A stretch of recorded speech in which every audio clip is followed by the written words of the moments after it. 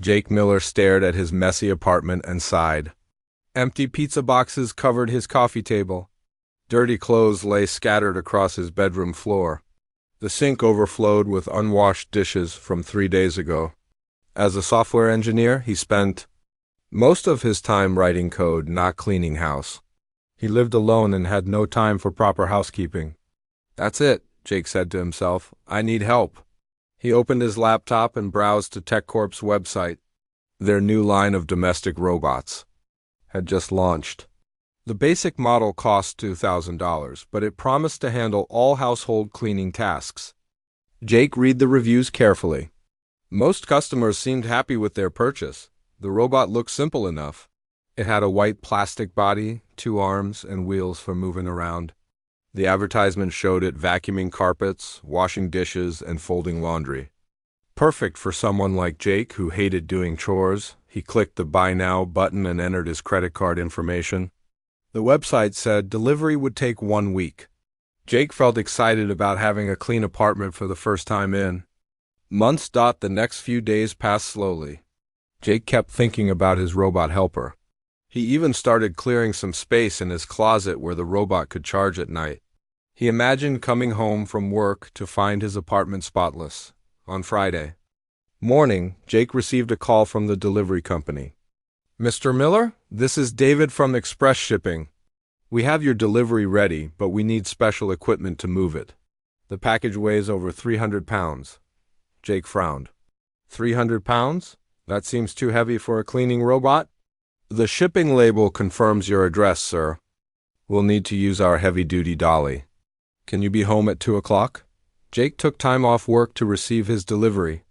At exactly 2 o'clock, a large truck parked outside his apartment building.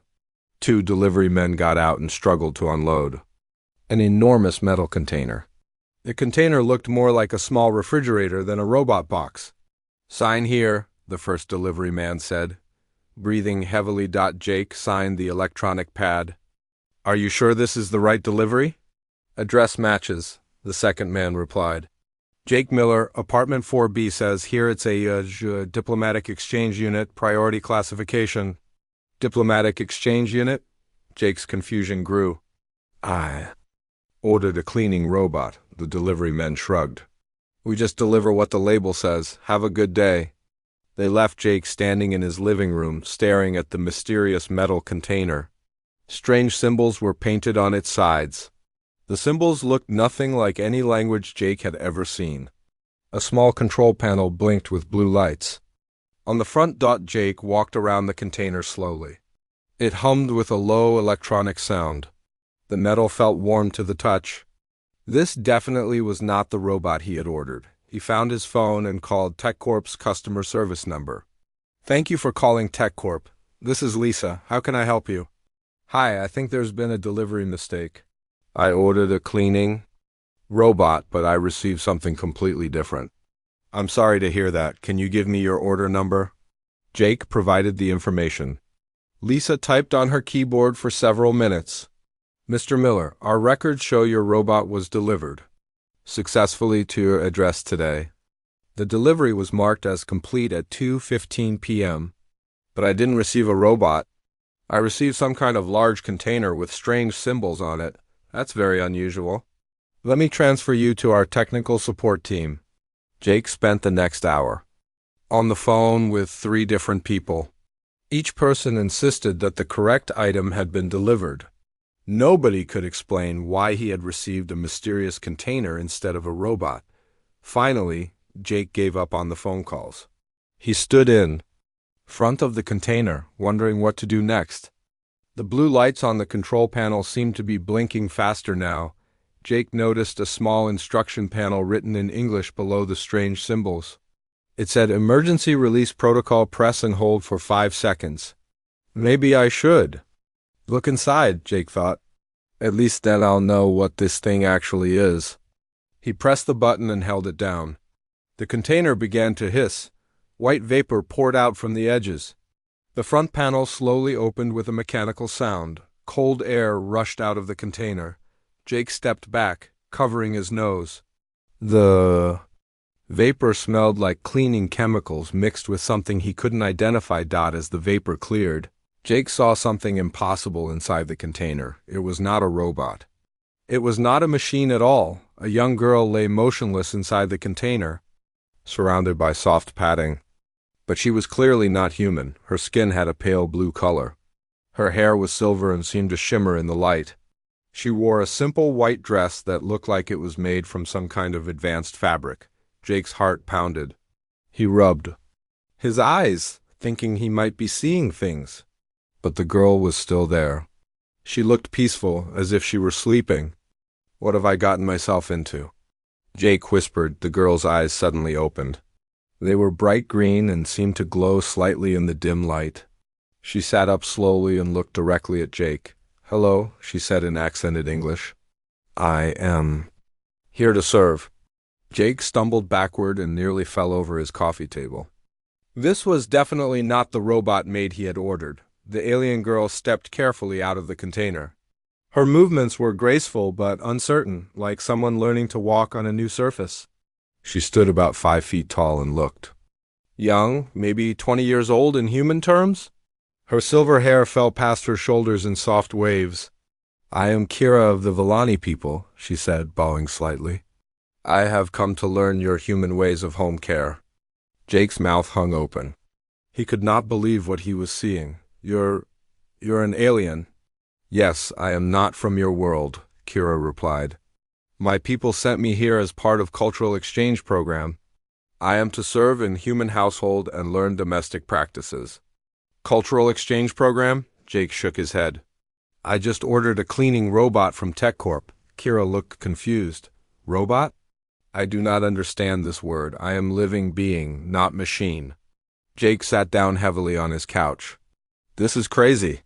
There's been some kind of mistake. You were supposed to go to the government or scientists or something. I'm just a regular guy." "The shipping container brought me to correct address," Kira said, pulling out a small device from her dress pocket. The device showed Jake's address in glowing letters. "Jake Miller, apartment 4B. I am assigned to serve this household." "But I don't need an alien exchange student," Jake protested. "I just wanted someone to clean my apartment." Kira's green eyes lit up. "Clean? Yes, this is perfect. I am trained in advanced cleaning methods of my people. I will make your dwelling place most excellent." Before Jake could stop her, Kira walked to the center of his living room and took a deep breath. She exhaled slowly, and Jake noticed the air around her seemed to shimmer. "What are you doing?" Jake asked. "I am purifying the air," Kira explained. "My breath removes all harmful particles and bad smells." Jake watched in amazement as the air in his apartment became fresher than it had ever been. But then he noticed something else. The paint on his walls began to change color. The white walls turned slightly yellow. Kira?" Jake pointed at the walls. "What's happening to my paint?" Kira looked at the walls and frowned. "Oh, human paint is not compatible with purification process. This is minor problem. I will fix." She walked to Jake's bookshelf and began touching each item. As she touched them, they became perfectly clean, but they also started to glow with a faint blue light. "Please stop," Jake said quickly. "You're changing my stuff?" "I am improving your possessions," Kira said proudly. "Now they will never collect dust again." Jake rushed to his bookshelf and picked up one of his books. It felt different in his hands, smoother and warmer than before. The book was definitely clean, but it also seemed to vibrate slightly. "Kira, I appreciate the help, but maybe we should talk about this first." "Talk?" Kira tilted her head. "But there is much work to do. Your dwelling is very disorganized." She moved to Jake's coffee table where the empty pizza boxes sat. Instead of simply throwing them away, she began arranging them by size and color. Then she started breaking them down into their basic components. "I will organize by molecular structure," she announced. "All items with similar materials will be grouped together for maximum efficiency." Jake watched in horror as Kira gathered all his electronics, his laptop, phone, TV remote, and gaming console, and put them in one pile. "These all contain silicon," she explained. "They belong together." No, Jake said, rushing to save. His electronics, they don't belong together. They do different things. Kira looked puzzled. But they are made of same basic materials. This is logical organization system. It might be logical for aliens, but humans organize things differently. Jake tried to explain. How do humans organize? Kira asked with genuine curiosity. Jake thought for a moment. Well, we keep things based on what they do, not what they're made of. The TV remote stays near the TV, the laptop stays at my desk, the phone stays in my pocket. This seems very inefficient, Kira said, but I will learn your human ways. She began putting Jake's electronics back where they belonged.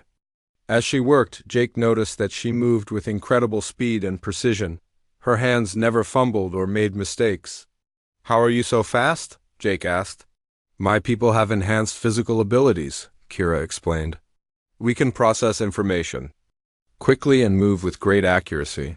But I am still learning about human objects and their purposes. Jake watched as Kira attempted to fold his laundry. She folded each piece of clothing into perfect geometric shapes, but they looked nothing like normal folded clothes.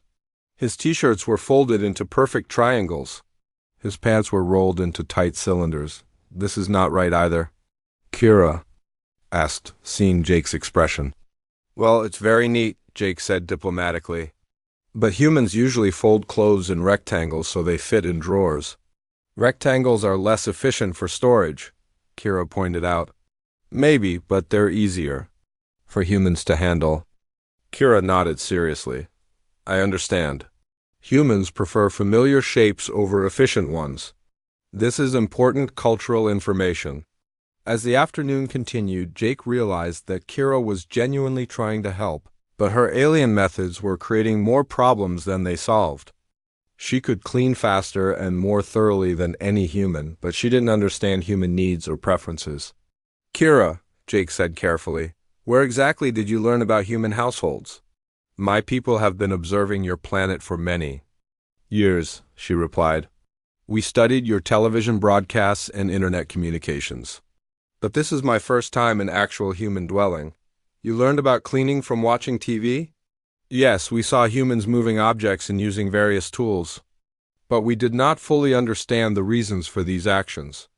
Jake began to understand the problem. Kira had advanced alien abilities, but she was working with incomplete information about human life. She was like a superpowered child trying to help without understanding the rules. Maybe we should start with the basics, Jake suggested. I'll teach you how humans really live. Kira's eyes brightened. Yes, I would like to learn. This is why I was sent here. Jake spent the next morning showing Kira around his apartment properly. He explained what each room was for and how humans use different spaces. Kira listened carefully, asking many questions about things that seemed obvious to Jake. Why do humans sleep in darkness? She asked when he showed her the bedroom. Because light keeps us awake, Jake explained. We need darkness to rest properly. My people sleep in bright light, Kira said. Darkness makes us feel unsafe. Jake opened the blinds to let sunlight into the room. Is that better? Kira smiled for the first time since arriving. Yes, much better. Thank you for understanding. They moved to the kitchen next. Jake demonstrated how to wash dishes by hand, showing her the proper water temperature and soap amount. Kira watched with intense concentration. May I try? She asked. Jake handed her a dirty plate. Kira held it under the running water, but instead of using soap, she began humming softly. The plate started to vibrate in her hands, and all the food particles fell away instantly. That's amazing, Jake said. How did you do that? I can create sound waves at specific frequencies, Kira explained. The vibrations break apart dirt and grease. It is much faster than your soap method. But does it kill germs? Germs? Kira looked confused. Jake realized that Kira might not understand disease the way humans did. Germs are tiny living things that can make humans sick. We use soap and hot water to kill them. Oh, Kira said, looking worried. My cleaning method does not kill small life forms. I did not know this was necessary. Jake showed her how to use soap properly. It's okay.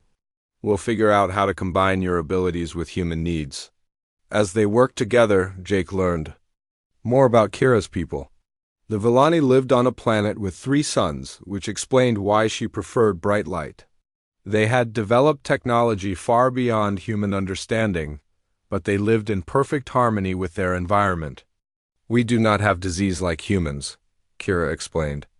Our bodies naturally resist harmful microorganisms. This is why I did not understand your germ concept. What about your families? Jake asked. Do you have parents, brothers, sisters? Kira's expression became sad. I have birth parents, but Villani children are raised by the community. We do not form individual family bonds like humans do. That sounds lonely. I thought so too, Kira admitted. This is why I volunteered for the cultural exchange program. I wanted to understand human emotional connections. Jake felt sorry for her.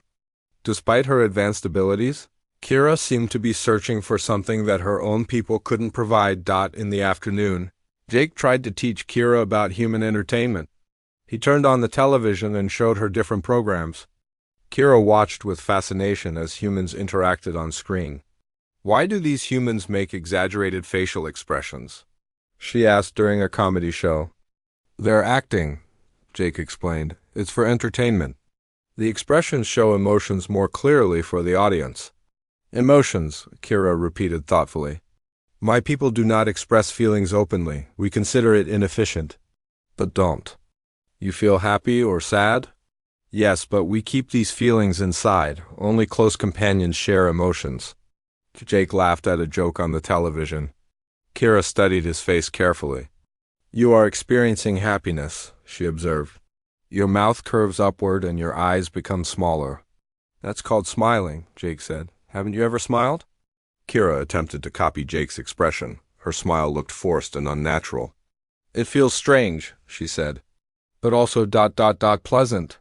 Smiling is supposed to feel good, Jake encouraged her. Try thinking of something that makes you happy. Kira thought for a moment, then smiled again. This time it looked more natural. I thought about learning new things, she said. Knowledge makes me feel content. As evening approached, Jake realized he was actually enjoying Kira's company. She was curious about everything and asked thoughtful questions. Her alien perspective made him think about human behavior in new ways. Jake, Kira said during dinner, may I ask you something personal? Sure. Why do you live alone? Most humans in your television programs live with other humans. Jake paused, thinking about how to explain. I work a lot, and I'm not very good at making friends. It's easier to live alone. But you seem kind and intelligent. Why would friendship be difficult? I don't know, Jake admitted. I guess I'm just not good at talking to people. I'm better with computers. You are good at talking to me, Kira pointed out. That's different. You're not judging me the way other humans might. Kira looked puzzled. Judging? When humans meet? They form quick opinions about each other. They decide if someone is smart, funny, attractive, or successful. It can be stressful. My people do not judge individuals, Kira said. We value each person's contribution to the community. Perhaps this is why I feel comfortable here. Jake realized that Kira's alien nature actually made her easier to talk. 2. She didn't have the social expectations that made human relationships complicated. Can I ask you something? Jake said. Of course. Are you homesick? Do you miss your planet? Kira considered the question carefully. I miss the familiar environment, but I do not miss the isolation. On my world, I was just one individual among billions. Here, I feel ... You are significant, Jake said. You're helping me understand things about myself. How? You make me think about why humans do things certain ways. And you don't make me feel like I have to be perfect. Kira smiled again, and this time it looked completely natural. You help me understand emotions and friendship.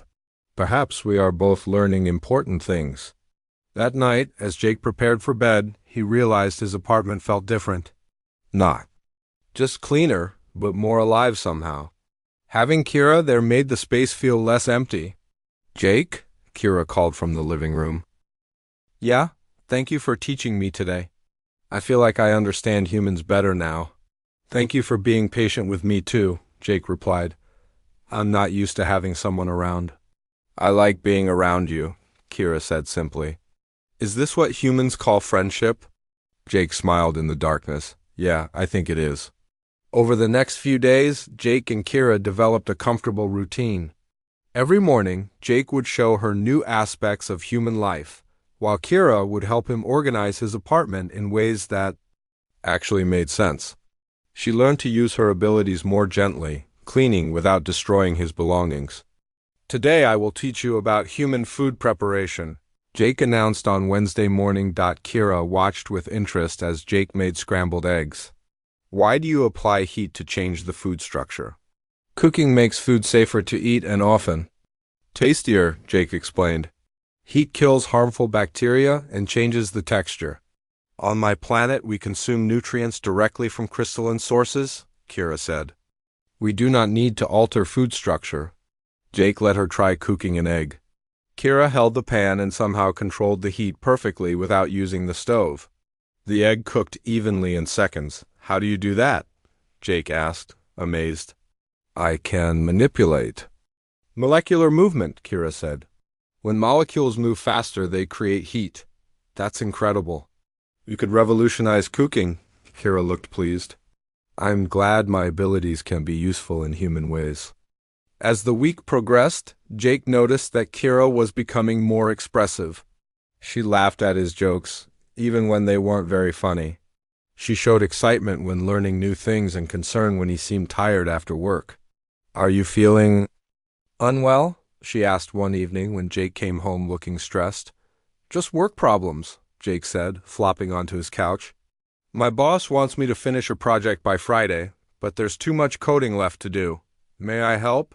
Kira asked. You don't know programming. I learn quickly, show me. Jake opened his laptop and explained what he was working on.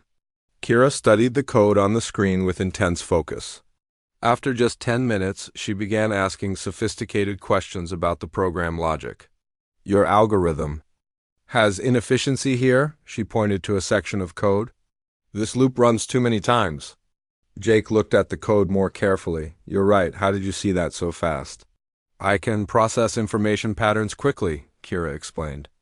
Your code is like a language, and I'm good at learning languages. Together, they worked on the project for 3 hours. Kira's ability to spot patterns and logical errors helped Jake fix problems that would have taken him days to find alone. They finished the project 2 days early. You're amazing, Jake said as they saved the completed program. I couldn't have done this without you, Kira smiled widely.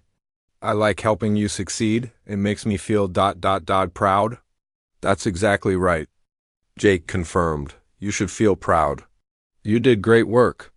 This was the first time Jake had really collaborated with someone on a project. Usually he worked alone and struggled with difficult problems by himself. Having Kira as a partner made everything easier and more enjoyable. Their peaceful routine was shattered on Friday morning.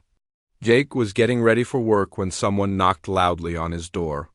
He looked through the peephole and saw 2 people in dark suits standing in the hallway. Government agents, he whispered to Kira. Kira's face went pale. They have come for me, Mr. Miller? A voice called from outside. This is Agent Williams from the Department of Interspecies Relations. We need to speak with you. Jake looked at Kira, who appeared terrified. What do you want me to do? You must let them in, Kira said quietly. I cannot hide forever. Jake opened the door. Agent Williams was a tall man with gray hair and serious eyes. Behind him stood a younger woman with red hair, also wearing a government suit. Mr. Miller, I'm Agent Williams. And this is Agent Chun. We're here about a missing diplomatic package that was mistakenly delivered to your address. Missing package? Jake tried to sound innocent. Don't play games with us, Mr. Miller, Agent Chun said. We know the Villani exchange subject is here. We've been tracking the shipping container. Kira stepped forward from behind Jake. I am here, she said with dignity. I will come with you. Agent Williams looked relieved. Thank you for cooperating. We need to transport you to a secure facility immediately. Wait, Jake said. What's going to happen to her? That's classified information, Agent Williams replied. But I can tell you that her presence here without proper authorization has created a serious diplomatic situation with the Villani government. Kira's eyes filled with tears. I have failed my mission. My people will be ashamed of me. Their people are furious, Agent Chun said bluntly. They think we kidnapped you. The Villani fleet is positioned just outside our solar system, demanding your immediate return. Jake felt anger rising in his chest. She didn't do anything wrong. This was a shipping mistake. The mistake has been corrected, Agent Williams said. We'll take her to a debriefing facility, then arrange her transport back to the Villani ship. What if she doesn't want to go back? Jake asked. Agent Chun laughed harshly. She's an alien, Mr. Miller. She doesn't have rights under human law. That's not fair, Jake protested. She's been learning about human culture, just like her people wanted. Isn't that the point of cultural exchange? The point is to prevent an interstellar war, Agent Williams said. The Villani have weapons. That could destroy Earth. We need to return their citizen immediately. Jake looked at Kira, who was trying to be brave but clearly frightened. Over the past week, she had become more than just an alien houseguest. She was his friend, maybe his first real friend in years. Give us 5 minutes to pack her things, Jake said. Agent Williams nodded. 5 minutes, then we leave. As the agents waited outside, Jake and Kira went to gather her few belongings. Kira's hands shook as she picked up the small communication device she had shown him earlier. I am sorry I caused trouble for you, she said softly. You didn't cause any trouble, Jake replied. You made my life better. I will miss you, Kira said, tears flowing down her blue cheeks. I'll miss you too, Jake said, feeling his own emotions building. But maybe there's another way. What do you mean? Jake looked at the communication device in her hands. Can you contact your people with that? Yes, but why? Maybe we can convince them that the cultural exchange should continue. Maybe they'll let you stay and finish your mission. Kira's eyes widened with hope. Do you think that could work? I don't know, Jake admitted, but we have to try. Jake took the communication device from Kira's hands. How does this work? You speak into it, and it translates your words into my language, Kira explained. But Jake, this is very dangerous. If you contact my people directly, the human government might consider it treason. I don't care, Jake said firmly. They're treating you like property, not a person. Agent Williams knocked on the door. Time's up, Mr. Miller. Just 1 more minute, Jake called back. He turned to Kira. What should I say to your people? Tell them the truth, Kira said. Explain that. The shipping era was not your fault, and that I have been learning valuable information about human domestic culture. Jake activated the device. It hummed softly and projected a small holographic display. Hello, this is Jake Miller, a human from Earth. I need to speak with whoever is in charge of the Villani Cultural Exchange Program. The device translated his words into a series of musical tones. After a moment, a deep voice responded in accented English. Human Jake Miller, I am Commander Voss of the Villani fleet. You are holding our citizen against her will. No, sir, I'm not, Jake said quickly. There was a shipping mistake. Kira was delivered to my apartment instead of the government facility. She's been safe with me this whole time. Our citizen was to be housed in a proper diplomatic facility with trained personnel, Commander Voss said.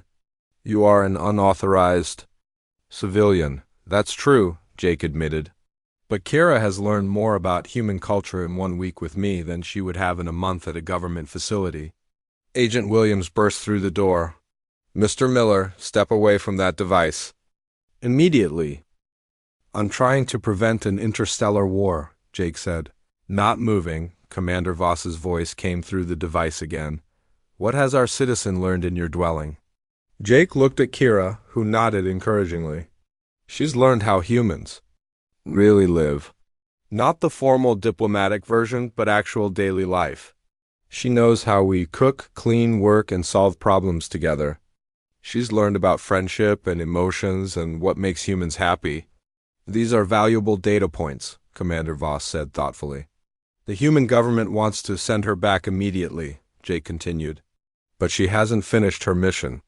She was supposed to study human domestic life, and she's barely gotten started. Agent Williams stepped forward.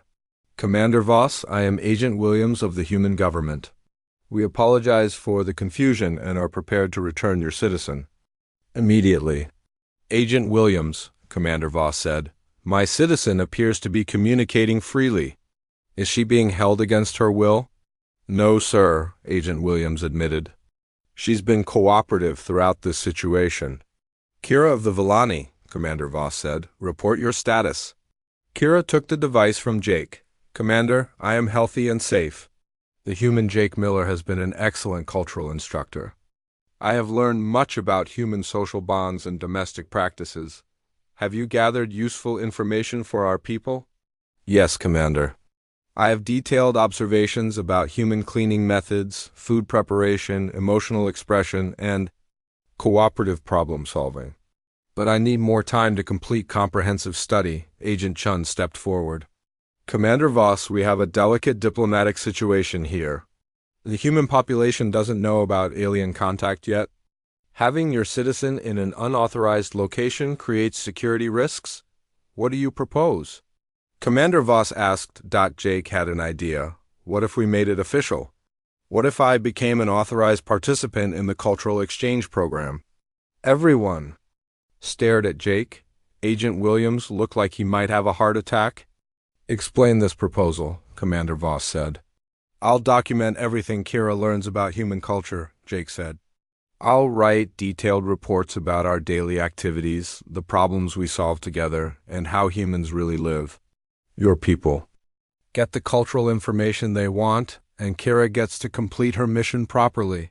This is highly irregular, Agent Williams protested. But it could work, Agent Chun said slowly. If we formalize Mr. Miller's participation, we can monitor the situation while maintaining diplomatic relations. Commander Voss was quiet for several minutes. Finally, he spoke. Human Jake Miller, what qualifications do you have for this role? I'm a software engineer, Jake said. I'm good at observing patterns and documenting processes. And I actually care about Kira as a person, not just as a diplomatic asset. Interesting, Commander Voss said. Kira, do you wish to continue your mission with this human? Yes, Commander, Kira said without hesitation. Jake understands that I am an individual, not just a representative of my people. He helps me learn while respecting my dignity. Agent Williams, Commander Voss said, if we formalize this arrangement, the Villani government would consider it a gesture of good faith. We would be willing to share certain technologies as appreciation for proper treatment of our citizen. Agent Williams's eyes widened. What kind of technologies? Medical scanning devices, energy conservation methods, food preservation techniques? Commander Voss listed. Technologies that could benefit human civilization. Agent Williams looked at Agent Chun. Jake could see them having a silent conversation. Finally, Agent Williams spoke. We would need to establish strict protocols, regular reports, security clearances, monitoring equipment. I'll do whatever you need, Jake said quickly. And I will provide detailed cultural analysis reports, Kira added. Very well, Commander Voss said. I authorize continued cultural exchange under these conditions. Agent Williams, we will transmit the formal documentation within 1 hour. Agent Williams sighed heavily. I'll need to make some phone calls. This is going to require approval from very high levels of government. But you'll try? Jake asked. The potential technological benefits make it worth pursuing, Agent Williams admitted. But Mr. Miller, you're now involved in classified government operations. Your life is about to become very complicated. Jake looked at Kira, who was smiling brightly. I think it's already complicated, but in a good way. 3 months later, Jake's apartment had become an unofficial embassy. He submitted weekly reports about human Villani cultural exchange to both governments. Kira had learned to cook human food, understand human humor, and even enjoy human entertainment. Their joint reports had led to the first official treaty between Earth and the Villani Empire. The cleaning service they started together, using Kira's abilities combined with human business practices, had become incredibly successful. Did you ever imagine your life would turn out like this? Kira asked one evening as they worked on their latest cultural analysis report. Never, Jake laughed. I just wanted a robot to clean my apartment. And I wanted to understand human domestic life, Kira said. But we both found something more important. What's that? We found friendship, Kira said, smiling warmly. And maybe that's the most important cultural exchange of all. Jake couldn't argue with that logic. Sometimes the best things in life came from the most unexpected deliveries.